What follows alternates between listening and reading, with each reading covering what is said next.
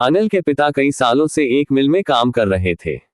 उन्हें उनके पिता यानी अनिल के दादा ने घर से निकाल दिया था, क्योंकि अनिल के माता पिता ने लव मैरिज की थी और अनिल की माँ एक बहुत गरीब परिवार की बेटी थी। उनके दादा उनकी शादी किसी बड़े परिवार की लड़की से करवाना चाहते थे, क्योंकि अनिल के दादा उस गांव के सरपंच थे और उनके परिवार की गांव में बहुत इज्जत थी। लेकिन अनिल के पिता उनकी मां से बहुत प्यार करते थे। सबके बहुत समझाने के बाद भी उन्होंने किसी की नहीं सुनी, क्योंकि सब इसके खिलाफ थे। इसलिए उन दोनों ने भागकर शादी कर ली।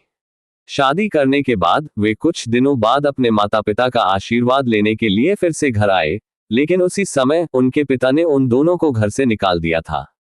उन्हें गुस्सा था कि उनके बेटे ने उनकी बात नहीं मानी। उनके दादा ने उनके पिता से कहा था कि जब तक मैं जिंदा हूं, इस घर में नहीं आएंगे। इसलिए अनिल के पिता अकेले रह गए। रहने के लिए कोई घर नहीं था, एक छोटी सी नौकरी थी। पैसे तो थे नहीं, लेकिन अनिल की मां हमेशा उसका साथ देती थी। अनिल के पिता जिस मिल में काम करते थे, उसके पास ही एक छोटा सा घर किराए पर ले लिया था। उस घर में कोई सुविधा नहीं थी, लेकिन अनिल की मां उससे खुश थी। अनिल की मां ने अपने पति की हालत देखकर किसी बात पर जिद नहीं की। वह उस हालत में खुश थी और अपने पति का साथ देती थी। कुछ दिनों बाद अनिल की मां भी अपने पति की मदद के लिए सिलाई करके कुछ पैसे कमाने लगी।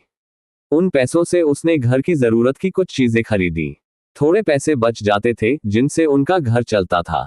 मिल में काम करने से उसके पिता के पैसे भी काफी आ रहे थे। इसमें घर का किराया और बिजली का बिल शामिल था। दोनों ही अपनी जिंदगी को खुशहाल बनाने के लिए मेहनत कर रहे थे। वे बहुत दुखी थे। उसके बाद अनिल का जन्म हुआ। कुछ ही दिनों में मिल मालिक ने उसके पिता की सैलरी थोड़ी बढ़ा दी। मां को भी सिलाई का काफी काम मिलने लगा। कुछ पैसे बचाकर दोनों नया घर खरीदने का सपना देख रहे थे। उसके लिए वे दिन रात मेहनत कर रहे थे। अनिल के दूसरे चाचा बहुत खुशी खुशी अपनी जिंदगी जी रहे थे। उनके बच्चे और पत्नी सब एक खुशहाल परिवार थे। अनिल के चाचा को एक बड़ी गलतफहमी थी कि जब से उसके पिता ने उसके भाई को घर से निकाल दिया है, तब से अब उसका इस घर में कोई हक नहीं रहा। वह हमेशा अनिल के पिता को कमतर समझते थे। वह उन्हें उनकी पत्नी की वजह से इस घर से निकालने के लिए ताना मारते रहते थे। अनिल के चाचा बहुत मतलबी थे। वह अपने पिता का बहुत अच्छे से ख्याल रख रहे थे और अपने भाई के कान उनके खिलाफ भर रहे थे। अनिल अब धीरे धीरे बड़ा हो रहा था और 2 साल बाद उसकी एक बहन हुई। अनिल के माता पिता उन दोनों की अच्छाइयों की वजह से बहुत खुशी खुशी अपनी जिंदगी जी रहे थे। पैसे की हालत पहले से थोड़ी बेहतर हो गई थी। वे अपने बच्चों को किसी चीज की कमी नहीं होने देते थे। वे उनकी हर इच्छा, हर ख्वाहिश पूरी कर रहे थे। अनिल का मतलबी चचेरा भाई भी अनिल और उसकी बहन को बहुत पसंद करता था। वे दोनों अपने चाचा से बहुत प्यार करते थे। चाचा तो बस दिखावा थे। ये बात अनिल की मां अच्छी तरह जानती थी। कुछ दिनों बाद अनिल के दादा भगवान के घर चले गए। जैसा कि दादा ने अपने छोटे बेटे को बताया था, अनिल के पिता ने अब तक उस घर में कदम नहीं रखा था। पिता ने उससे कहा था, जब तक मैं मर न जाऊं, तुम अपने घर मत आना। अनिल के माता पिता सब उसके पिता के अंतिम संस्कार के लिए उस घर में रहने चले गए। लेकिन उसके चाचा ने सोचा कि अब वे हमेशा के लिए यहीं रहेंगे और यह घर और जमीन अनिल के पिता के नाम पर होगी। इसलिए अनिल के चाचा ने एक योजना बनाई। वह अपने भाई को यह घर छोड़ने के लिए भी नहीं कह सकते थे। इसलिए उन्होंने अनिल के पिता को मारने की योजना बनाई। उन्हें बिल्कुल भी पता नहीं था कि वह अपने स्वार्थ के लिए क्या कर रहे हैं। घर में पिता की मौत का दुख होने के बावजूद भी अनिल के चाचा को दुख हो रहा था। वह अच्छी तरह जानते थे कि उनके भाई को तैरना नहीं आता था, क्योंकि उन्होंने कभी खेत में काम नहीं किया था। उनकी एकमात्र नौकरी मिल में थी। वह इसमें परफेक्ट थे। तैरने में असमर्थता का फायदा उठाते हुए अनिल के चाचा ने अनिल के पिता को खेती दिखाने के लिए खेत में ले गए और वहां एक कुएं में धक्का दे दिया। और जब वह घर आए तो वह फिर से पहले की तरह सबसे बात करने लगे। ताकि किसी को कुछ पता न चले, वह खुद घर चले गए। उसके चाचा आए और अनिल की मां से पूछने लगे, अरे भाभी, मेरे भाई कहाँ है? क्या वो कहीं बाहर गए हैं? अनिल की मां ने भी इस पर ध्यान नहीं दिया। वो जरूर कहीं बाहर गए होंगे किसी से बातें करने। इसलिए उन्होंने बात छोड़ दी। अब अंधेरा हो रहा था, लेकिन अब अनिल की मां चुप नहीं रह सकती थी। उन्होंने अपनी भाभी से कहा, अरे भैया, तुम अभी तक क्यों नहीं आए? 4-5 घंटे हो गए हैं। किसे पता तुम कहाँ गए हो? आकर देखो किसके घर में बातें कर रहे हो। जैसा कि उसकी भाभी ने उन्हें बताया, अनिल का चाचा बिना किसी भाव के हर जगह खोजने का नाटक कर रहा था। वह जानता था कि उसने अपने भाई को कुएं में धकेल कर मार दिया है, फिर भी वह चुप रहा। जल्द ही एक किसान जो खेत में पानी देने गया था दौड़ता हुआ घर आया और उसे बताया कि अनिल के पिता की लाश कुएं में तैर रही है। अनिल की मां बहुत रोने लगी। वह ऐसे रो रही थी जैसे किसी ने जानबूझकर ऐसा किया हो। उसे अपने पति पर बहुत भरोसा था। वह इस बात पर अड़ी थी कि अनिल के पिता खुद सुसाइड नहीं कर सकते, क्योंकि वह बुरे हालात में भी हार नहीं मानना चाहते थे। वह हमेशा यही कहते थे। उसे अपने जीजा पर कुछ शक था, पर फिर भी बिना कुछ कहे चुपचाप उसकी हरकतों पर नजर रखे हुए थी। जब से अनिल के पिता को घर से निकाला गया था, ये साफ था कि अनिल के चाचा का व्यवहार बदल गया था। अनिल की मां लगातार अपने पति से उसके भाई के बारे में कहती रहती थी, तुम्हारा भाई अब पहले जैसा नहीं रहा, वह सिर्फ रिश्ता दिखाने के लिए ऊपरी प्यार दिखाता है। पर अनिल के पिता ने यह कभी नहीं माना। उल्टा वह अपनी पत्नी से कहते कि तुम्हें मेरे भाई पर कोई शक है। वह हमेशा अपनी पत्नी को ये कहकर मनाने की कोशिश करते रहते थे कि वह दिल का बहुत अच्छा है। अनिल के पिता की अच्छाई की वजह से ही उसके धोखेबाज भाई ने उसका फायदा उठाया था। घर में ससुराल वालों का दुख अब उसके पति के दुख से और बढ़ गया था। घर का पूरा माहौल तनावपूर्ण हो गया था, क्योंकि वह अनिल के पिता के बारे में बात कर रहे थे। अगर उन्हें तैरना नहीं आता तो वह कुएं में क्यों कूदेंगे? किसी ने उसे धक्का दिया होगा। सबने यही कहा। दोनों छोटे बच्चे रो रहे थे और चिल्ला रहे थे। अनिल की मां बहुत दुखी थी कि उसका पति उसे छोड़कर चला गया। उसे चिंता थी कि वह अपने दोनों बच्चों का पालन पोषण कैसे करेगी। जब तक उसका पति था, उसे बिल्कुल भी चिंता नहीं थी। मामले को और बढ़ाना नहीं चाहते थे, इसलिए अनिल के पिता के आत्महत्या करने के बाद सभी गांव वाले इकट्ठा हो गए और मामले को खत्म कर दिया। पति के जाने के बाद अनिल की मां बच्चों के साथ उसी घर में अकेली रहने लगी। अनिल के चाचा ने उसे वहीं रहने के लिए कहा था। अनिल की मां अपने ससुराल में रहती थी, लेकिन अपने पति को मारने के लिए अपने देवर के प्रति जो भी गुस्सा था वह अभी तक शांत नहीं हुआ था। अनिल और उसकी बहन अब धीरे धीरे बड़े हो रहे थे। अनिल की मां ने सोचा था कि उसके बच्चे एक दिन बड़े होंगे और किसी दिन पैसे कमाएंगे और अपने पिता की घर बनाने की इच्छा पूरी करेंगे। पति के जाने के बाद भी वह सिलाई का काम कर रही थी और बैंक में कुछ पैसे बचा रही थी। उसकी देखभाल करना, उस जमीन के स्वार्थ के कारण अनिल की मां उसके चाचा को सिलाई का काम करके पैसे कमाते हुए देख नहीं सकती थी।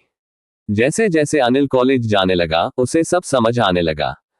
उसके आसपास के लोग भी उसे उसके पिता की मौत के बारे में बता रहे थे, और उसकी मां भी उसे अपने चाचा से सावधान रहने के लिए कह रही थी। अनिल अब अपने चाचा से नाराज था। उसकी मां उसे लगातार अपने पिता की घर बनाने की इच्छा पूरी करने के लिए पैसे कमाने के लिए कह रही थी। अनिल की मां जानती थी, किसी दिन उसका जीजा उसे इस घर से निकाल देगा। कॉलेज में पढ़ाई के दौरान अनिल ने अपने चाचा को जाने बिना एक होटल में अकाउंटेंट की नौकरी करना शुरू कर दिया। वह कुछ पैसे बचा रहा था।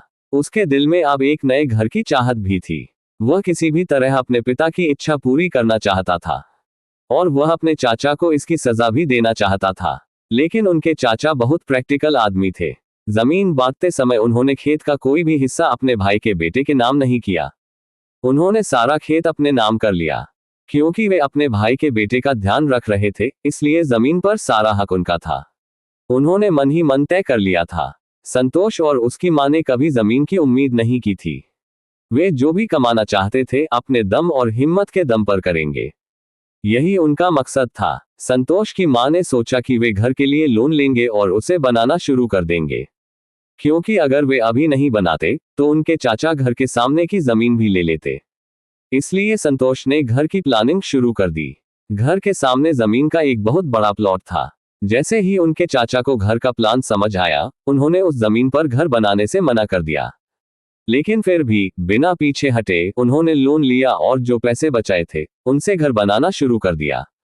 घर में लगातार झगड़े होते रहते थे। गांव में हर कोई इतनी कम उम्र में घर बनाने के लिए उसकी और उसकी मां की तारीफ कर रहा था। लेकिन यह एक ऐसी बात थी जिससे उसके चाचा बहुत नाराज थे। 3-4 महीने बाद घर का बनना लगभग पूरा हो गया था।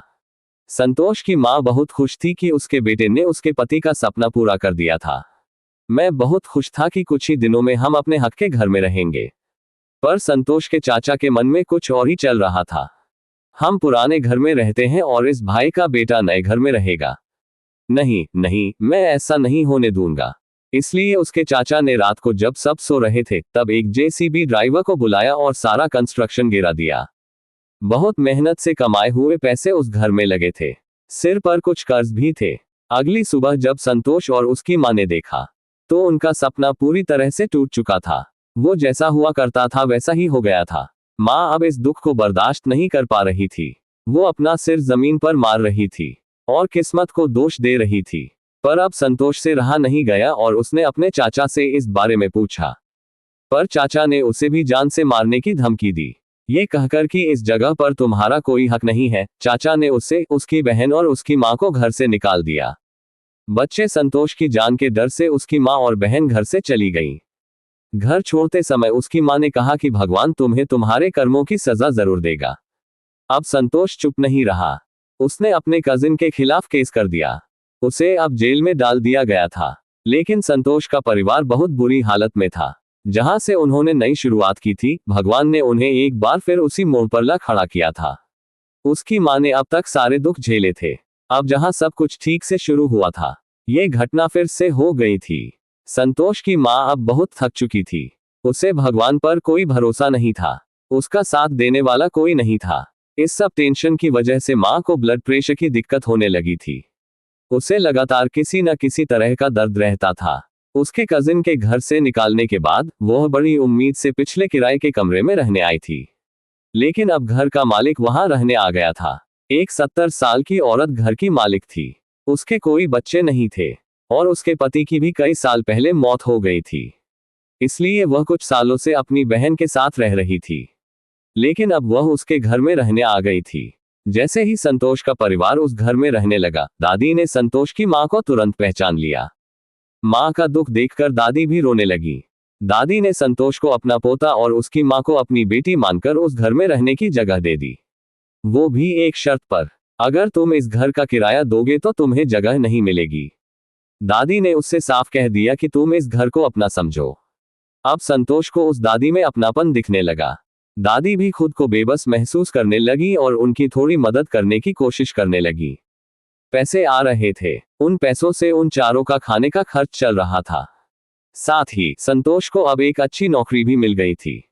लेकिन उसकी मां बहुत टेंशन में जी रही थी। उसने अब तक खुशी से ज्यादा दुख देखा था। लेकिन मां ने दादी से एक बात कही थी, वो ये कि मेरे बाद मेरे बच्चों का अच्छे से ख्याल रखना, उन्हें प्यार और दुलार देना और मेरी बेटी की शादी किसी अच्छे लड़के से करवाकर परिवार बसाना। मां को तो जैसे पहले से पता था कि वो जल्द ही इस दुनिया से चली जाएंगी। सबको दादी पर बहुत भरोसा था। कुछ दिनों बाद मां की हार्ट अटैक से मौत हो गई। अब उस घर में उसकी बहन, वो और उसकी दादी रह रहे थे। उसकी मां के जाने के बाद ऐसा लगा जैसे सब कुछ खत्म हो गया हो। लेकिन दादी ने अपने करीबी रिश्तेदारों से कहकर अपनी पोती संतोष की बहन की शादी एक अच्छे लड़के से करवा दी। दादी की वजह से संतोष को एक अच्छा सहारा मिल गया था। अब उसका कर्म संतोष के चाचा पर आ गया था। उसके चचेरे भाई को अब पूरे गांव के लोग नकार रहे थे। लेकिन चचेरे भाई का बेटा बहुत अच्छा था। उसने खुद संतोष के नाम जमीन अपने नाम करवा ली थी। लेकिन जिस जमीन की वजह से उसने अपने माँ बाप को खो दिया था, वो वापस नहीं आ सके। अब जमीन उसके नाम होने के बावजूद भी सब कुछ ऐसा था जैसे कुछ था ही नहीं। उसकी बहन के पति ने अब संतोष को एक अच्छी कंपनी में मैनेजर की नौकरी दिला दी थी। वहां उसे अच्छी सैलरी भी मिलती थी। तो अब उसने फिर से मेहनत की और बहुत सारे पैसे बचाए और अपनी जमीन पर 2 मंजिला बंगला बनवाना शुरू कर दिया। उसका चचेरा भाई अब जिंदगी भर जेल में रहने वाला था, तो उसे कोई दिक्कत नहीं थी। चचेरी बहन का बेटा भी संतोष का बहुत साथ देता था। कुछ ही दिनों में बंगला बनकर तैयार हो गया। संतोष ने अपने माता पिता दोनों का नाम बताया और उस बूढ़ी दादी को, जिसने संतोष के माता पिता को पनाह दी थी, उस बंगले में रहने चला गया। उसे लगता था कि दादी के आशीर्वाद और उनके प्यार से ही सब कुछ मुमकिन है। उसकी बहन भी अपने घर में खुश थी।